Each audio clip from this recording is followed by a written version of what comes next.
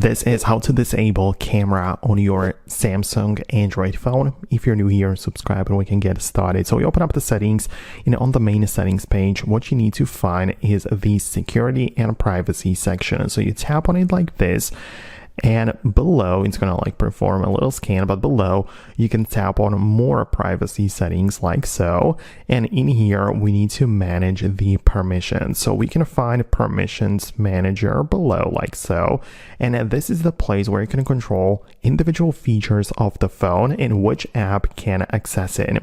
So we are interested in a camera, so we can tap on a camera in here, and we have all of the apps based on or separated into different categories. So at first we have allowed all the time. For me, no app has such permission. But below we have allowed only while in use, which is most common, and there are plenty of apps which actually use it. So for example, Meet, right? Or I don't know, Messenger from Facebook, Snapchat, right? Those apps where you need the camera, those have the ability to use it while you have the app open. But you can tap on it like this and change the permission from allow while in use to ask every time or don't allow.